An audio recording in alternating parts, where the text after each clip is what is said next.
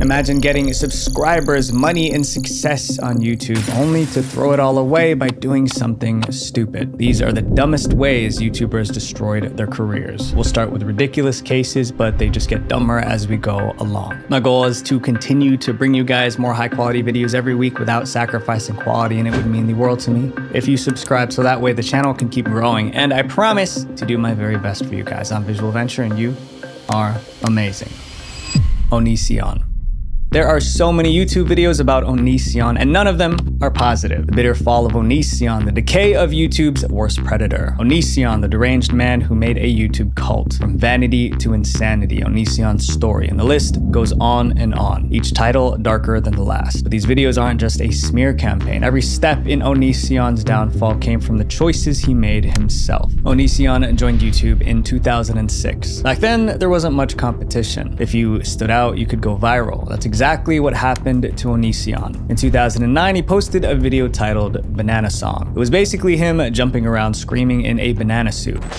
What, Greg? I'm a banana! You're a what? I'm a banana! What happened to your clothes? I'm a banana! That goofy video did two things. It got millions of views, and it made Onision a YouTube star. From there, his channel became a mix of comedy skits, rants, and commentary videos. He passed 1 million subscribers. He had an audience, he had influence. But instead of protecting his success, Onision started making a series of horrible decisions. The first one involving something supernatural. In 2012, Onision published a disturbing book titled This Is Why I Hate You. The story followed a hateful young man's path to darkness. By the end, the main character snaps and takes the lives of innocent people. Most readers assumed it was pure fiction, but it wasn't. In the About section, it says Onision puts pieces of his own life in every book he writes. There is no book by Onision that does not have tremendous meaning to him. The characters, the environment, and events come from the heart, mind, and even at times, life of the author. In other words, the story of a hateful young man was a glimpse into Onision's mind, a sign that something was wrong. Soon after, he took things further. Onision announced the creation of his own religion. Hello, today I want to share some religious ideas with y'all. And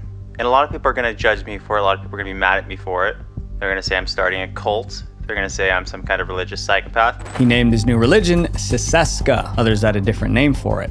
A cult. Seseska had all these vague beliefs about life, death, and the afterlife. Another called it Onision's way of boosting his ego by attempting to have a ton of fans agree with his every word under the guise of a religion. But the most interesting observation was this. It's pretty clear he planned to use Seseska to lure in women. And that's exactly what happened. Onision made videos preaching about Seseska, and he invited viewers to join. Soon he had a group of women who saw him as a leader. But behind the scenes, life with Onision was nothing like they expected. It was toxic. By 2015, some of those followers began to speak out, and their allegations were disturbing. One woman said he made her shave her head as punishment for lying. He also allegedly pressured her to get a tattoo that said, "I'm a liar." Another said he isolated her off from friends and manipulated her until she couldn't think straight. More women came forward, and the picture became clear. Seseska wasn't just a religion. It was a tool for Onision to control his followers. Drama channels and Reddit threads started discussing the situation. Onision was trending again, but now for the worst reasons. But instead of trying to repair his image, Onision escalated the fight. Onision made videos attacking the women who criticized him. He mocked them, called them liars, and refused to take responsibility. By 2019, the story was so big that investigative journalist Chris Hansen, the host of To Catch a Predator, got involved. Hansen began interviewing the women who accused Onision. They shared their stories in detail. Good evening, everyone. Chris Hansen here. Welcome to Have a Seat with Chris Hansen as we continue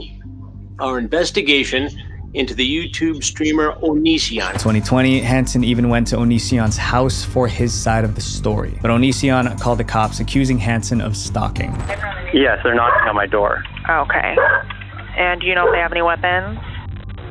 They have a bunch of camera people, like their YouTube they're YouTube stalkers. By refusing to speak with Hansen, Onision made himself look even more guilty. When other reporters reached out, Onision demanded $10,000 for an interview. He wasn't helping his case. Then in early 2021, Discovery Plus released a documentary called Onision in Real Life. The documentary compiled years of allegations against Onision. That same year, YouTube delivered the final blow. In January 2021, they demonetized Onision's channel. Someone commented, Onision is now finally deplatformed on YouTube. This means that Onision can no longer make an income off YouTube and the people he hurt. The damage that Onision caused was rooted in control. That's how dangerous the internet can be when it's used to take advantage of people. But it's not only creators abusing power. Our own personal information is constantly being exploited too. So this actually happened to me. Some people found my private information online and threatened me with it. Because of that, I tried to remove my information from every shady website that had it, but there were just too many. So these data broker websites, basically, they sell your information to anyone who wants it. And what I can't wrap my head around is the fact that this is actually legal to do. But also,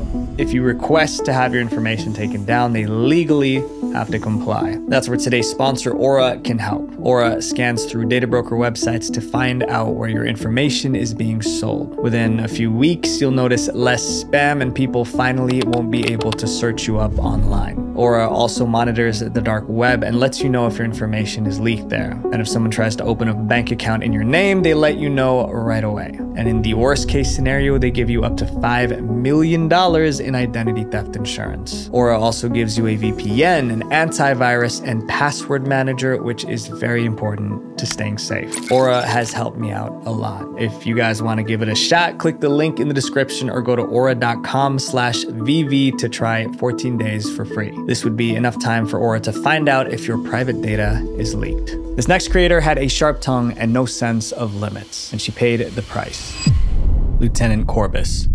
Lieutenant Corbus built a career on YouTube and then destroyed it before she even finished high school. Although she was just a kid, her downfall was so messy that the police got involved. Lieutenant Corbus, real name Sophia Totterman, launched her YouTube channel in 2015. She was only 11. She called it Lieutenant Corbus. Her early videos were all about gaming and internet commentary, but it wasn't the topics that made her stand out, it was her humor. She was sarcastic, edgy, and very opinionated. That surprised many people, especially because she was just a kid. Have you ever sat at your computer staring at your sub count wishing that you were YouTube famous? Well, look no further, because in this video, I'll show you a few simple steps on how to become YouTube famous in no time. Viewers loved her. People left comments like, good for her, at that young of an age, she's creating great content. Even big creators were impressed. I'm not making this up, by the way. An 11-year-old girl has literally made a commentary on how to be original on YouTube.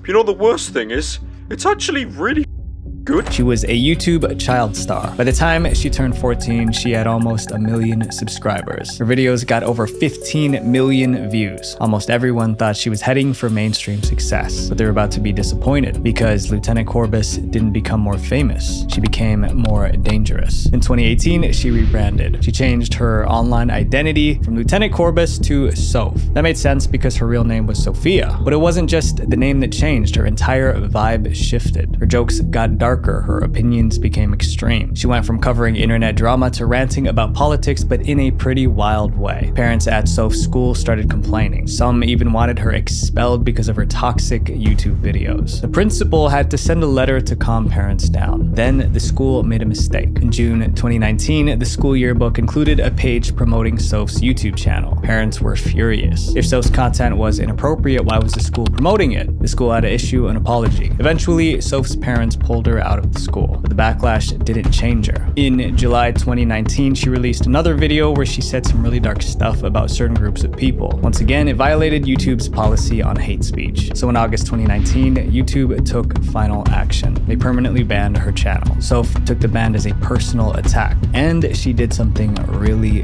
dumb. She tweeted a photo of herself holding a weapon. The caption read, YouTube headquarters, here I come. It wasn't hard to figure out what she was implying. The tweet caused instant panic. Just a year earlier, there was a real incident at YouTube headquarters. Now, a 14-year-old was making what looked like another threat. News outlets picked up on the story. People tagged the police. Soph quickly deleted the tweet and said the tweet was obviously a joke. But officers still went to her home and searched the house for weapons. Luckily, they didn't find any. Soph told the police her threat wasn't meant to be taken seriously, it was just a joke. But it was hard to believe her, especially because of some of the things she said in previous videos. After causing such a panic, there was no way she was getting back on YouTube. And just like that, the girl once hailed as YouTube's next big thing was banned. Since then, Soph has faded from the spotlight. It was a sad end to a promising career. Up next is a creator that was destroyed by the same trait that made him famous.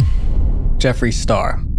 It's normal for YouTubers to get caught up in drama once in a while, but for Jeffree Star, it was happening all the time. Feuds, insults, public callouts. He was always in the middle of something. Some say Jeffree went looking for trouble. Others believed trouble found him because of who he was. Jeffree Star first got popular during the MySpace era in mid-2000s. That's because he was extremely different. For starters, Jeffree had neon hair and wore makeup. He got plenty of hate for it, but Jeffree refused to change. One article called him the living embodiment of chaos and controversy. Dear Diary, I wish there was more than 2 genders, because I'm getting really bored. In 2009, he brought that same strong attitude to YouTube. His channel was called Jeffree Star, and it became one of the largest beauty channels on YouTube. What's up, everybody? Welcome back to my channel. Hi, how are ya? But his strong personality also created tension in the YouTube community. In other words, Jeffree got into a lot of fights. One of the biggest ones happened in 2016 with makeup artist Kat Von D. They used to be close friends until Von D accused Jeffree of cheating people who worked for him. It turned into a public battle. Accusations flew back and forth for months. Finally, Von D posted on Instagram saying she no longer wanted to be associated with Jeffree Star in any way. But that was nothing compared to another fight known as Dramageddon. In summary, Dramageddon started in 2018 when a group of beauty influencers had a fallout. It turned into a massive online war. Fans picked sides. Some influencers lost huge chunks of their audience. It only ended when some of them gave in and posted apology videos. If I would have known that photo was going to be used for what it was used for, I would have never done it. But even after Dramageddon, Jeffree still couldn't stay out of the drama. In 2019, 2 other influencers got into an online fight. At first, it seemed like Jeffree wasn't involved, but he was. One of the influencers claimed Jeffree secretly instigated the fight by feeding her false rumors. I did not make my video because of vitamins. I made it as a result of all of the poisonous lies that were fed to me by Shane Dawson and Jeffree Star. Now, Jeffree wasn't just in the drama. He was accused of creating it. It made him look like a puppet master who just loved chaos. All this negative publicity eventually affected Jeffree's career. Some brands stopped working with him. Some cosmetic stores stopped selling his products. After weeks of bad press, Jeffree tried to repair his image. He uploaded a video titled "Doing What's Right." When you accept that you are the problem, you can become the solution. I would like to personally apologize to James Charles for the words that I've said and for my actions. But not everyone believed he was sincere. One Reddit comment read, "I think this takes the cake as the worst apology video on YouTube." Jeffree's still on YouTube. He uploads fewer videos now. His career has taken a massive hit, and his reputation as a troublemaker never went away. This next creator had so many chances to save themselves by turning a new leaf, but they didn't. Leafy is here.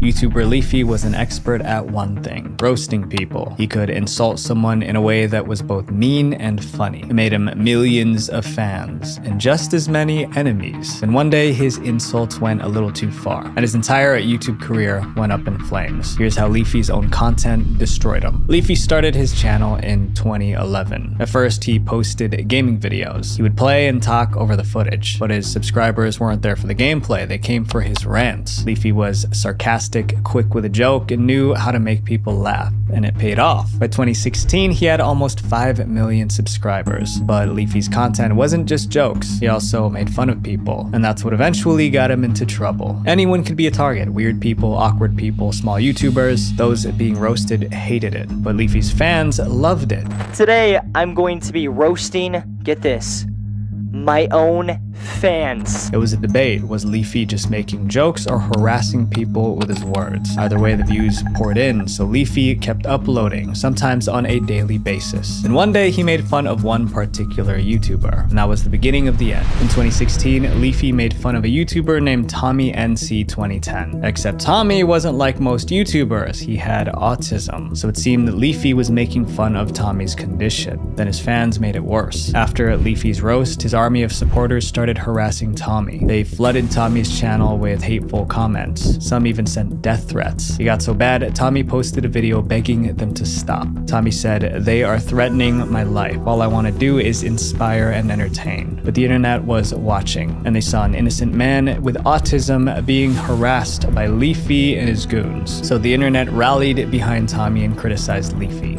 Essentially, he has made fun of someone who actually has a mental disability, and they made a video of themselves crying, saying they're getting death threats, and he's really upset. A creator pointed out how Leafy was always bullying people who were young and weak. Here's making fun of a kid. Here's making fun of a kid. Kid.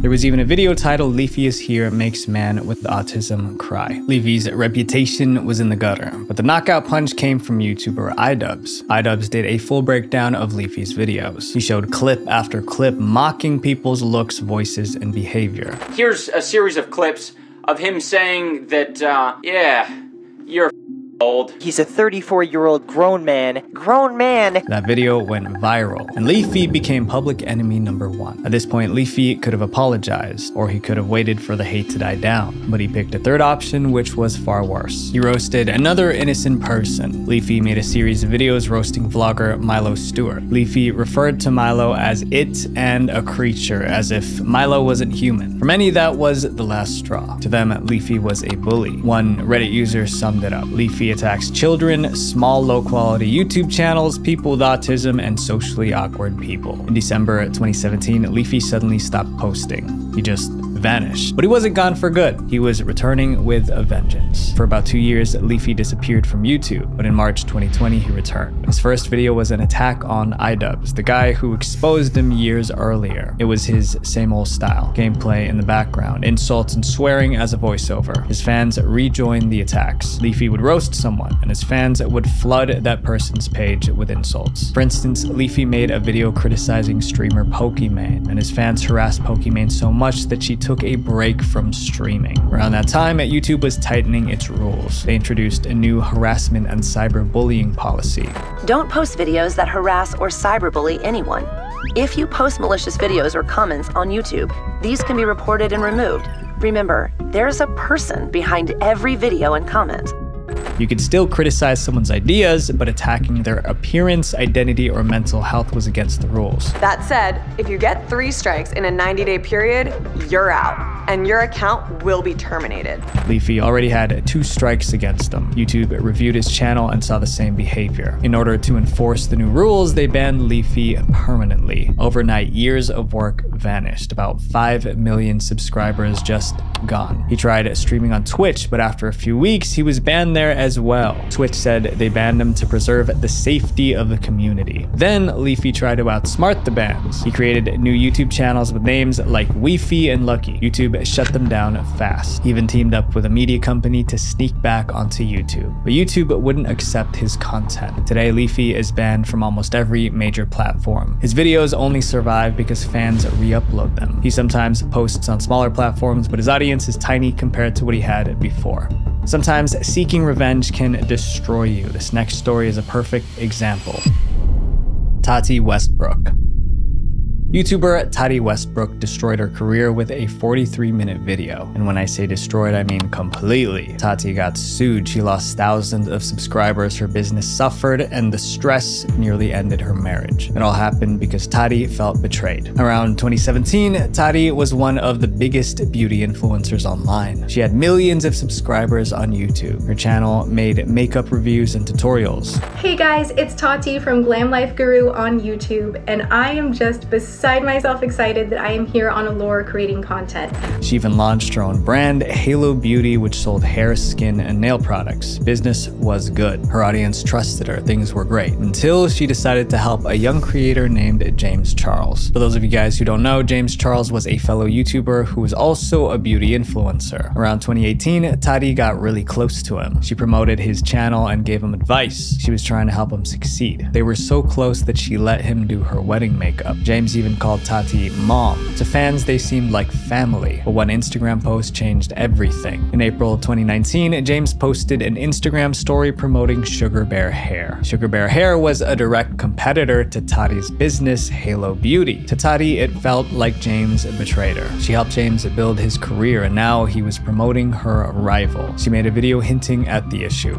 I'm having one of those days where it's like smacked in my face. James Charles scrambled to defend himself. He claimed it wasn't betrayal, and that he only promoted Sugar Bear Hair because they gave him last-minute VIP Coachella tickets. It wasn't like he was working for them, but he admitted it was a mistake and apologized to Tati publicly. It could have ended there, but Tati couldn't let it go, and what she did next ended up destroying her own career. On May 10th, 2019, Tati posted a video titled Bye Sister. It was 43 minutes of pure attack. She accused James Charles of being selfish and a sellout. She accused him of lying about Sugar Bear Hair, and she revealed all of the behind-the-scenes help she gave James Charles. He was making $90 a video, and because of me and my husband, he was making $2,500 immediately. That's just like a small sample of some of the things that we've done for James Charles. The video went viral. It got over 47 million views. Most viewers sided with Tati. James Charles lost over 3 million subscribers days after the video. Tati, on the other hand, gained 4 million subscribers during that time. It was so huge that CNN covered it. It looked like Tati got revenge on James for betraying her, but everything was about to flip. 8 days later, James posted his response, a video titled No More Lies. In Tati's video, she discusses many of the different reasons as to why she was choosing to close a chapter in her life that I was heavily involved in,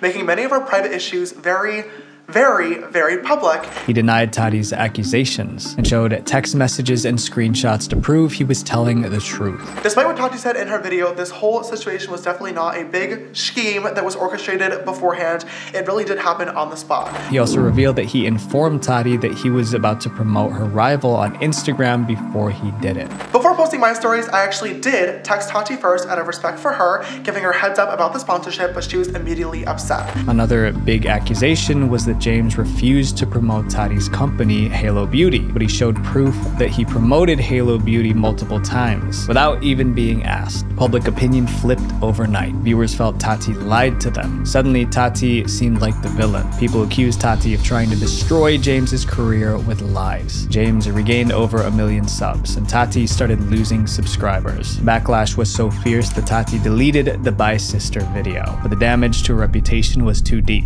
Tati took a break from YouTube. Almost a year later, in June 2020, Tati finally addressed everything that happened. She made a video titled Breaking My Silence. The first thing she did was apologize to James. I want you to hear it publicly. I'm sorry. But she didn't take full responsibility. She blamed her friends for poisoning her mind. I did not make my video because of vitamins. I made it as a result of all of the poisonous lies that were fed to me by Shane Dawson and Jeffree Star. But her apology didn't really fix things. Her reputation was seriously damaged. Around that time, a former business partner sued her and her husband, and she later revealed that the stress nearly destroyed her marriage. Tati's YouTube channel is still active. The scandal has tarnished her name, and in 2024, she had to leave her own company, Halo Beauty. One emotional video wrecked a career that took years to build. This next creator was so dodgy, his own fans felt they couldn't trust him. Rice Gum. For a while, it seemed that Rice Gum could succeed at any type of content. Like, he had the Midas touch. He started his YouTube channel in 2012 with gaming content. That got decent views. Then he switched to comedy and reaction content. That got even more views. He had multiple viral hits, and he eventually reached 10 million subscribers on his YouTube channel. Then Rice Gum got into music, and he was successful with that too. Yo, what is up, guys? Yesterday I dropped a song out of nowhere. Didn't even tell anyone, just randomly dropped it. You guys went crazy. The feedback track was good, so good where it's like, it made me want to just keep dropping songs. Most of his songs were diss tracks aimed at other influencers, but one performed so well that it landed on the Billboard Hot 100 and went platinum. Rice Gum was living the life, but the good times didn't last. Once the problems started, they didn't stop. In 2017, YouTuber iDubbbz made a content cop video criticizing Rice Gum's content. Rice Gum didn't like being criticized. Instead of defending himself, he responded with a diss track. It was packed with insults aimed at iDubbbz. The diss track backfired hard. It got over 1 million dislikes. One comment said, "People usually make diss tracks to defend themselves or attack their rival. You, on the other hand, help your rival by proving his points." Before that controversy faded, another one hit. That same year, Rice Gum got into an argument with a content creator, Gabby Hanna, at a party. Gabby challenged him to a live freestyle rap on Snapchat, but he refused. Hey Rice Gum, I just challenged you to a live battle on Snapchat. Would you do it? No. Live rap battle, why wouldn't you do it? No, I don't want to. Then Gabby claimed things turned physical. She said Rice Gum hit her and broke her phone. Okay, so update. Sorry if it looks like I'm crying. Rice Gum didn't think that joke was very funny, and he hit me in the middle of a party and shattered my phone. And she kept talking about it. I don't know, I guess my biggest thing is, if you make videos every single week where you're making fun of somebody, you can't take a joke. Rice Gum denied the allegations. There has been so many lies surrounding my name. If you guys haven't heard, the Gabby Show came out and said that I hit her and showed scratches and bruises as her evidence, right? He admitted to breaking her phone, but said it was because she was filming him without asking. He even sent her money to replace the phone. His explanation helped, but the internet was slowly turning against him. In 2019, Rice Gum got into more trouble. He encouraged his fans to try out a website called Mystery Brand. He said they could win iPhones, sneakers, and even houses. The Mystery Brand ended up looking like a scam. Some complained that they never received prizes that they won through the site, and they blamed Rice Gum for luring them into it. Others even accused him of promoting gambling to kids. To calm the backlash, Rice Gum gave away Amazon gift cards. But when fans tried to use them, they realized most of the codes were expired. Rice Gum seemed so unreliable. Then came the worst scandal of all. In 2021, Rice Gum promoted a crypto project called Save the Kids.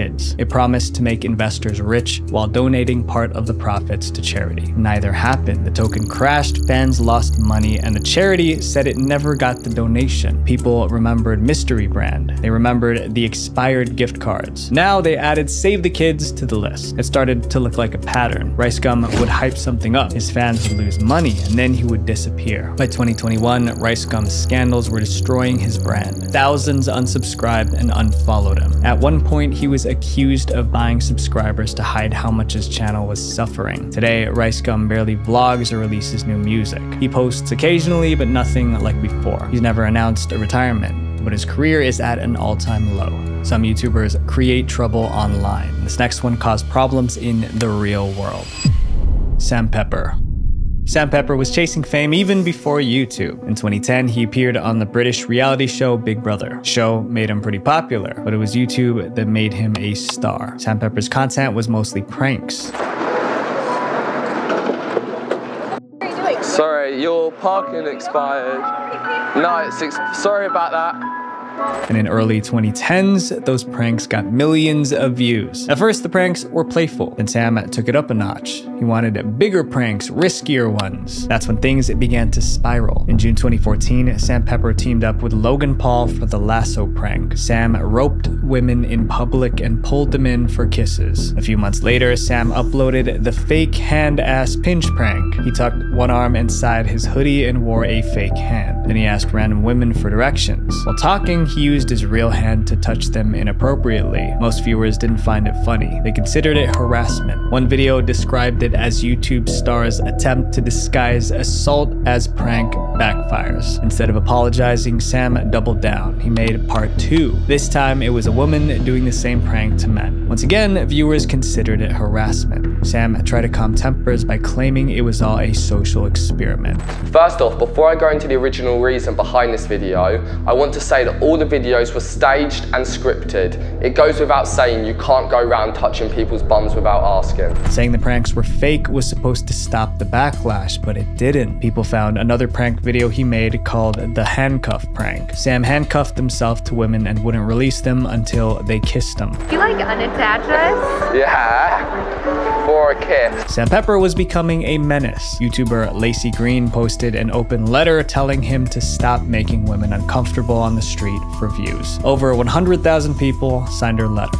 This is wrong and it needs to stop. Sam Pepper and anyone who behaves like Sam Pepper needs to be held accountable. We need to say that this is not okay. The hashtag #ReportSamPepper trended on Twitter. Then Sam released another prank. The good news was that it didn't involve women, but the bad news was that it was far worse than anything he had ever done before. In November 2015, Sam uploaded a video titled The Killing Best Friend Prank, and it was as bad as it sounded. In summary, Sam staged a fake kidnapping. Then he pretended to unalive someone in front of their best friend. It was terrifying, and the backlash was bigger than ever.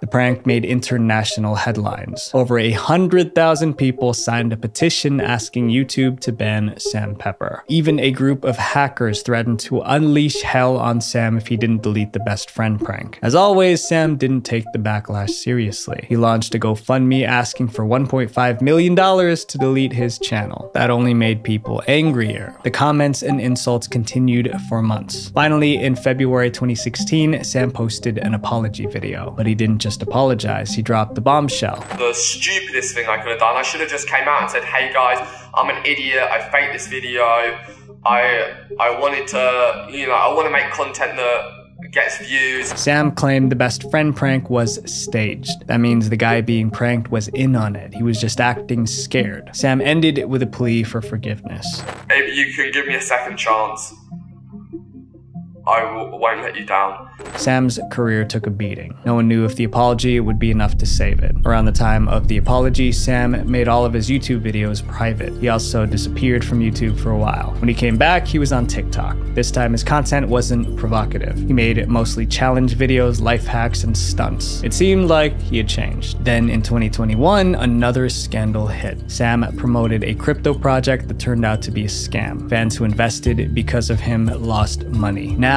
even his core supporters turned against him. Some nicknamed him Scam Pepper for his role in the crypto scam. Sam Pepper still seemed reckless, chasing views and money without caring about the fallout. Years have passed, but Sam Pepper never regained his initial popularity. Maybe he crossed too many lines to ever be trusted by his fans again. These YouTubers showed how fast success can disappear when you make reckless decisions. My friends, always be careful with the choices you make, because sometimes the difference between success and regret is just one decision. Visual Venture. We talked about the dumbest ways that YouTubers destroyed their careers. But dumb decisions don't just happen on YouTube. In fact, TikTok is even worse. And if you want to see the absolute dumbest TikTok trends, click right here. Love you guys. Peace.